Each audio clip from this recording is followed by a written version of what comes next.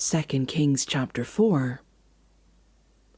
The wife of a man from the company of the prophets cried out to Elisha, "Your servant my husband is dead, and you know that he revered the Lord, but now his creditor is coming to take my 2 boys as his slaves." Elisha replied to her, "How can I help you? Tell me, what do you have in your house?" "Your servant has nothing there at all," she said, "except a small jar of olive oil." Elisha said, "Go around and ask all your neighbors for empty jars. Don't ask for just a few. Then go inside and shut the door behind you and your sons. Pour oil into all the jars, and as each is filled, put it to one side." She left him and shut the door behind her and her sons. They brought the jars to her, and she kept pouring. When all the jars were full, she said to her son, "Bring me another one." But he replied, "There is not a jar left." Then the oil stopped flowing. She went and told the man of God, and he said, "Go, sell the oil and pay your debts. You and your sons can live on what is left." One day Elisha went to Shunem, and a well-to-do woman was there who urged him to stay for a meal. So whenever he came by, he stopped there to eat. She said to her husband, "I know that this man who often comes our way is a holy man of God. Let's make a small room on the roof and put in it a bed and a table, a chair and a lamp for him. Then he can stay there whenever he comes to us." One day when Elisha came, he went up to his room and lay down there. He sent to his servant Gehazi, "Call the Shunammite." So he called her, and she stood before him. Elisha said to him, "Tell her, you have gone to all this trouble for us. Now what can be done for you? Can we speak on your behalf to the king or the commander of the army?" She replied, "I have a home among my own people." "What can be done for her?" Elisha asked. Gehazi said, "She has no son, and her husband is old." Then Elisha said, "Call her." So he called her, and she stood in the doorway. About this time next year, Elisha said, "You will hold a son in your arms." "No, my lord," she objected. "Please, man of God, don't mislead your servant." But the woman became pregnant, and the next year, about that same time, she gave birth to a son, just as Elisha had told her. The child grew, and one day he went out to his father, who was with the reapers. He said to his father, "My head, my head." His father told the servant, "Carry him to his mother."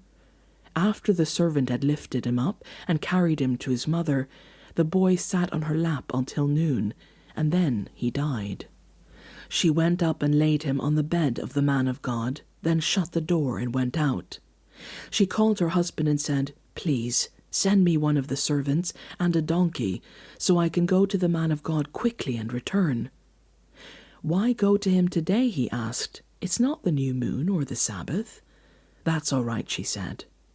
She saddled the donkey and said to her servant, "Lead on, don't slow down for me unless I tell you."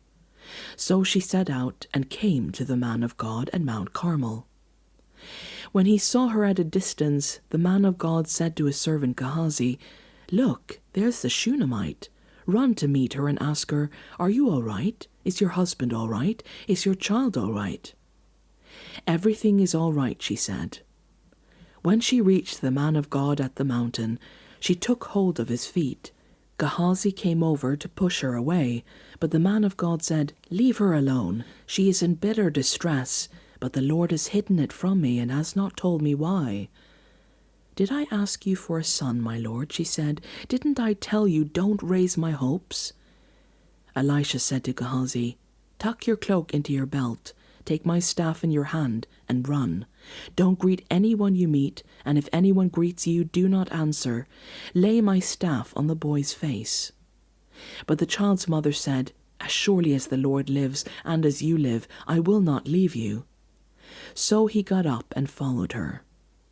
Gehazi went on ahead and laid the staff on the boy's face, but there was no sound or response. So Gehazi went back to meet Elisha and told him, "The boy has not awakened." When Elisha reached the house, there was the boy lying dead on his couch.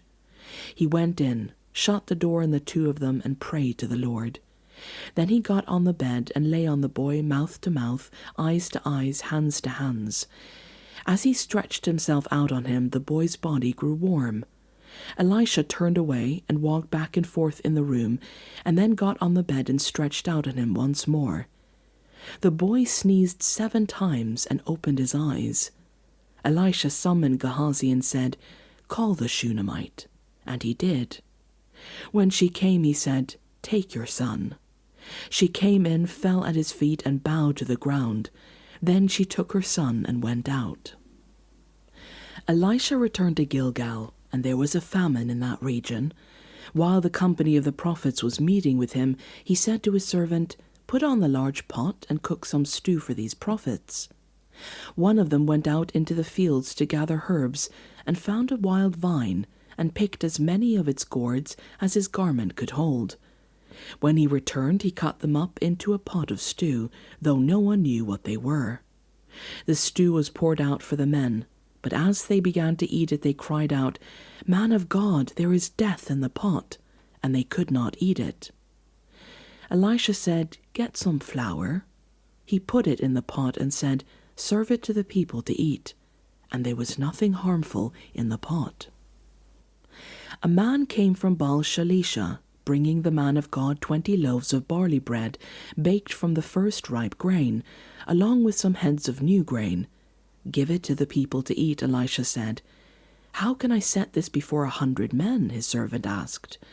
But Elijah answered, "Give it to the people to eat, for this is what the Lord says, they will eat and have some left over." Then he set it before them, and they ate and had some left over, according to the word of the Lord.